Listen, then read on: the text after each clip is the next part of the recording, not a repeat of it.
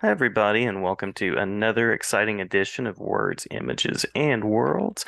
Delighted on this episode to be talking with comics creator Gus Vazquez. May I call you Gus? Is that okay? Yeah, I prefer. Wonderful, wonderful.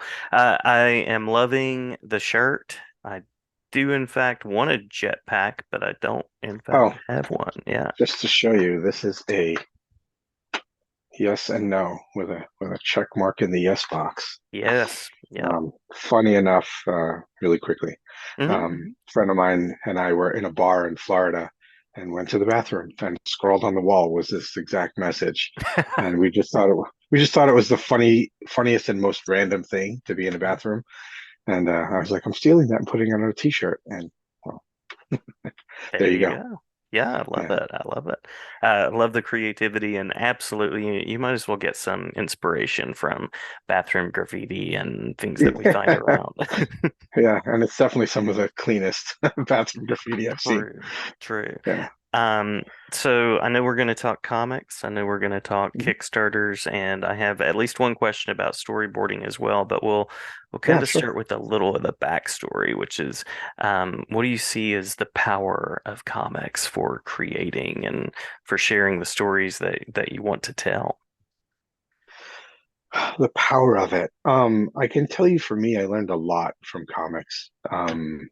Especially growing up in the I late 70s to early 80s is when I, consider growing up because I was born in the early 70s. But, my brother had his comic collection and just the stories that were coming out, you know, um, I'm a huge Spider-Man was my guy. Mhm. But the X-Men and Iron Man and all the things that all those characters were going through, and being able to take those stories and um, kind of see myself and things that I was going through in those stories. It's very much. I've always compared comics to cinema, whether it's film or Mhm. television, in that you can get a lot of storytelling, and just there are hidden lessons. You think you're seeing things about superheroes, but really what you're seeing is real life situations kind Mhm. of dramatized. And that very much it's the same thing in comics. It's just a different medium. So, learning about people, learning about diversity, learning about problems in your life. I think no matter what you're dealing with, whether it's superhero comics or, kid comics or, the more cartoony or less cartoony or whatever style it is, Mhm. people are always giving kind of a lot of the time they're giving their own stories and messages, and a lot of people don't even realize it, and they can incorporate that into their own lives. So I think as as a different medium to storytelling, it's just as powerful as film or TV, you know. Mhm. Mhm. So that's my take on it anyway. Love it. Yeah, I love Yeah. what you said there too about comics as the space for learning about people and diversity and just getting along with people because I feel Mhm. like there are examples where you can look at comics and go, yeah, that's the person I want to be. That's the kind of person I want to be. And then there are examples of in comics where it's like, oh, that's why this character made this decision, and Right. that's why they're, sort of Yeah. Or the even that's the kind of person they don't want to be.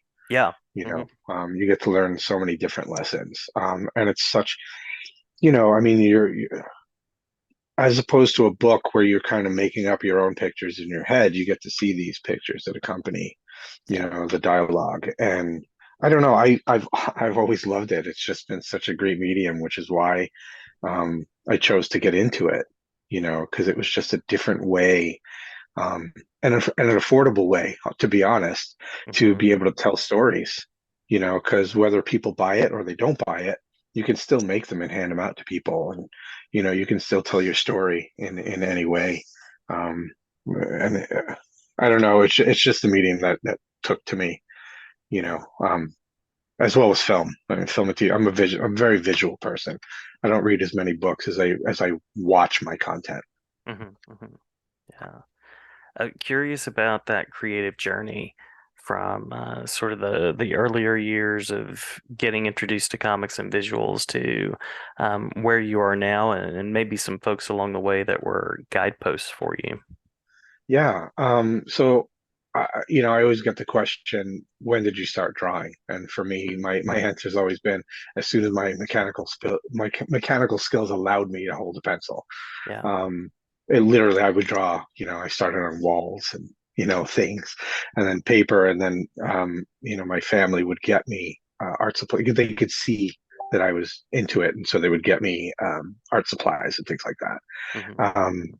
And then I had a neighbor who actually was a painter who took me under his wing, taught me about painting and sculpt. He was an oil painter mostly. Taught me about painting and drawing and sculpting. And I accompanied him everywhere I could when I could. Hmm. And I was taking all of it in. I actually started as more of a fine artist. And that's the direction I was heading in. And then my brother gave me, well, he used to take me to the comic store, so he'd give me comics, and then it became kind of a ritual. Every Wednesday we'd go to the comic store and we'd come home and read our haul, you Hmm. know, Hmm. and then he got married and gave me his comic book collection, and I was like, oh.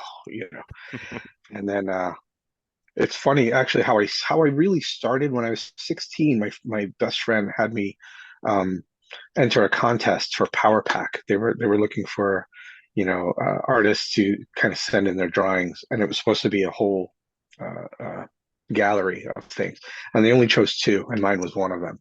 Nice. And I was like, oh wow, I was good enough to make it into a comic book. And then I interned at DC Comics when I was in high school. Um, and that just kind of branched, everything open, learning, meeting artists, because these were the days when the artists a lot of the time would come in to the offices to deliver their work, and so I got to meet a lot of people and a lot of editors. And then I went into the army. I got out and then started doing the rounds of going to conventions, showing my work and all that. And I was actually how I got my really my first gig, I would say. Um, I was up at the Marvel offices showing my work around, and I didn't get any work. And as I was leaving, I noticed someone that I recognized in the art director's office, and it was Michael Golden, who had just happened to be uh, the art director at DC when I was there, or I think he was an editor when I was at DC. Hmm. And he looked at my work. He's like, "You didn't get anything? Hold on a second, I'll be right back." He came back a couple minutes later, and he goes, "All right, I got you a job. And if you mess this up, forget you know me." And it was literally that. And that was Big Sunfire Big Hero 6, which was a Wow. three-issue limited series. And he helped me along the way. He was actually one of my kind of mentors in it. Hmm. Um, Hmm. I would turn in pages, and he would literally send me Xerox copies of my pages with like big red Sharpie corrections and and direction, fix this, fix that. So as much as I like to say I did it on my own, Michael Golden was actually a really big help. He got me the job, and then he kind of guided me along the way. And just having him, there to help me through that process made it a lot easier moving forward. And then, I kind of over the years have flipped back and forth between Marvel and DC, and I've Hmm. left to do storyboarding, as you mentioned earlier. Just lots of different things. So it's been, I guess, 30 years altogether, including, the Wow. internship. Yeah. Um, from the first thing I got printed, it's been almost 30 years, which is kind of crazy because I still feel like a kid in this whole game. Yeah, yeah. And you've worked on, as you said, a variety of characters for DC, Mhm. Marvel. You've worked in the Yeah, world I of, haven't. of Image Comics with the Amory Wars. Yeah, absolutely. That job was an interesting, job working with a band. It was really working with Claudio, the lead singer of that band. And just work. It was a different process than I'm normally used to. Hmm. The writer actually laid out the panels in for that entire story. So there were times where I felt a little constricted, Hmm. but it was definitely it was a learning experience, because I was doing something I had never done before, Yeah, um, yeah, working kind of under somebody's vision more than just through words. yeah. Yeah, And so in the world of storyboarding, I think it's TMNT. Is that one of the ones? that was the first one that I did. Uh-huh. Was that the first one? Yeah, that was the first one that I did, and that literally came about. A friend of mine had been working in storyboarding, and he was like, you're not doing. It was a break in comics, and not chosen. Mhm. um, and he was like, "Hey, have you ever done storyboarding?" I'm like, not really. Why don't you try it out? Uh-huh. Uh-huh. So I went and I did a test, and the director. It was interesting because normally you take a test and you get hired or you don't. And the director really liked my work, but he knew that I needed a few things. So he's like, "All right, I don't do this for many people, but take it back. Mhm. Mhm. Look at some of the." And he gave me a sample of storyboards. He's like, "Look at these and try to. I'm not going to give you any more direction than that. Try to fill in what you think you're missing and bring it back." And I had the weekend, so I took it, brought it back Monday, and he was like, "All right, you you you did it. I Nice. see that you can tell what we're looking for." And it was also same kind of thing, a learning experience. There are a lot of times in my career where someone would offer me a job, and it was something I felt I could do, but I Mhm. didn't have any experience in it. And so they say, "Hey, do you know how to do this?" And I, yeah. And then I'd go home and do a really quick study of whatever it was, and then just kind of learn on the go, on the Yeah. fly. Yeah. Yeah. And you have a nice set of talents there and creative innovation to do that, it sounds like. Well, I know that the industry changes. I know that art, um, technology develops, and there's always Mhm. something new. And if you don't try it, you get stuck and you get lost a lot of the Mhm. times. A lot of very talented artists have fallen by the wayside, because they either didn't want to learn new technology or they couldn't, or they didn't branch out into a different field. So anytime I was able to and somebody offered me work doing something else, for me, sure, it was an opportunity to make money, but it was also an opportunity to learn something new. Mhm. So that in the future, if something really cool came along that I wanted to do, I could go, you know what, I've done that before. Sure. And I might Yeah. need to learn a couple of things to kind of catch up to whatever was going on if I hadn't been doing it for a while. Um, but I never wanted to say no, so that I was able to kind of, so I'd be able to say yes to other things. Right. Right. Yeah. Yeah. Yeah. Very cool. Very cool. And Yeah. that brings us up to the present. You currently have a Mhm. project that's being kickstarted. I believe is that a way that one says Yeah. that it's being I think kickstarted? so. Yeah, Yeah. I think Yeah. so. Hmm. Or Kickstartered. Yes. But I think Kickstarted is the correct terminology there. I do. It's a comic that I've been working on for almost 2 decades. Wow. Um, yeah, I met a friend through another friend, and he was a writer, and he told me this great idea, and I loved it, and I started on it, and then life happened, and for both of us, and it kind of came back and went away, and came back and went away, Hmm. and through me changing art styles. I'd look at some older, I'd get, kind of, let me continue on this. And I'd look at the old stuff and go, oh, that's crap. I got to start over. My style is completely different. And then, digital happened. And so then I was like, oh, I got to redraw all this digitally. So it's taken a bunch of years. And I actually tried to kickstart it about a decade ago. Hmm. Um, and Kickstarter was new and I didn't know what I was doing. And you know, uh, needless to say, I did not meet my goal, and Kickstarter is an all or nothing kind of thing. Hmm. Hmm. So just between work and life, I just kind of put it aside and worked on it here and there, kind of piecemeal. And then I went to a convention not that long ago, and people were asking me, "Hey, what's going on with that project that you started? Like, I want to see it." And I started getting just kind of out of the blue, not connected, different people asking me about it. And I went, you know what? I've got some free time. You know, Yeah. uh, I was working at an ad agency and they'd let me go, but I had saved up a bunch of money. I was like, I can do this. So I got back started on it, and it's now kickstarted. Awesome. It's about a vampire who hunts vampire hunters, and that's Uh-huh. that's the basics of it. It's an action story. He was a monk that used to fight the vampires, and the vampire queen had him turned to make him their champion. And so now, uh, he basically hunt Blade. You know, Yeah. Yeah. so it's kind of a twist on the vampire story where the hunted has now become the hunter. Love So it. it's really, it's really fun. I love it, and I hope everybody else does. Yeah, yeah. So throw us the title, and I'm looking up the link so that we can also Yeah, throw that yeah. in. It's called Fang, the Hunter of Hunters. Uh-huh. Um, and it's so what's being kickstarted right now is not the first issue. It's actually a preview story.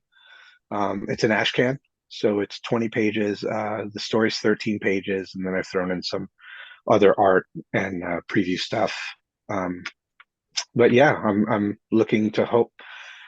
I'm looking to use the funds from this to kind of move forward. I already have the first two issues finished, and they just need to be Awesome. colored and lettered. So I'm using these funds to kind of forward the whole process. There's six issues altogether. Awesome, awesome. Yeah, it sounds like Yeah. a fascinating story and a nice blend of the supernatural and the world of comics, which I always appreciate. Yeah, yeah, absolutely. And it's done in landscape format. Uh-huh. So because I love movies so much, I designed it that way so that, even though it's a comic, it still kind of reads like a film. Love that. Um, yeah, yeah. And my friend David Atchison is the writer and creator of it. He and I lived together for a while, so we action movies and Hong Kong cinema and just all this stuff, and we just kind of put it all together. Fang is a Chinese vampire, actually, so there's a lot of folklore that goes into that, and then we kind of took our own twist on the vampire um, lore, I guess. And Nice, then he nice. comes to America, and it's a whole it's it's a lot of fun. Sounds Yeah, it. it's a lot Sounds of it. fun. Yeah.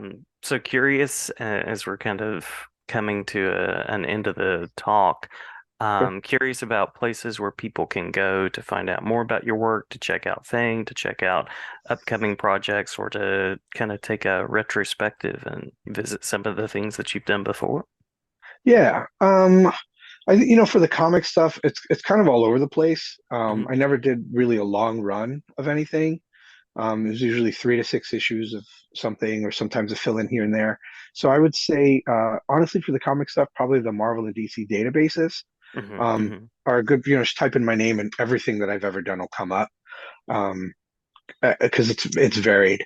For the storyboard stuff, I did some I did the TMNT. I did some stuff on Boondock Saints.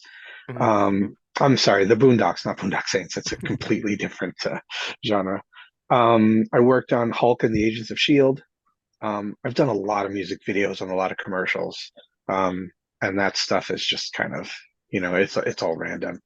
Um, and then, I have a website, GusVazquezArt.com. Hmm. As long as they spell my last name right, it's Vazquez, not VAS. Hmm. Um, and that has a lot of stuff on there as well. And then the Kickstarter, which is currently running, will have the Fang stuff. I also have a Facebook page um, for the Fang comic. And that's, again, over the years, I posted and I've not posted. So it's varied, but I posted a lot more, obviously, since I've got the project more current. So I think that's it, right? Comics and storyboards, and yeah, I think that's it. Awesome, awesome. Well, I'll make sure to link Gus Vasquez art somewhere on this screen or in the Okay, description of the audio version. And I'll cool. It'll also probably link, be here yes, or or down down there. here. Yeah. Or maybe over my face. That could No. also work. And I'll also make sure to link the Kickstarter address as well. Great. Yeah, yeah, I appreciate it. Yeah, yeah, I appreciate getting the chance to talk with you, and thanks for Yeah. jumping in. Did we miss anything that Yeah. you want to make sure to share before we close out? Um, I don't think so. Or maybe we can do a future episode, or Absolutely. when I've got some more stuff out. That'd be great. Yeah, I always yeah, love keeping people up to date with what I'm doing. So yeah. if I It's have that avenue, I'd appreciate that. It's been a great talk, so consider this a space to stop by anytime. Oh, I appreciate it. Yeah, I'll hit you up. absolutely. Yeah, yeah, Yeah. sounds great. And Sounds to great. everybody who's watching, hello. Thank you if you know my work, and if you don't, welcome. And hope to see you in the funny books. Yes, and check it out. The funny books are well worth it, and I appreciate Yeah. what you do. Thank you. I appreciate it. Yeah, yeah, absolutely. Thanks so much. All right. Yeah. Take care.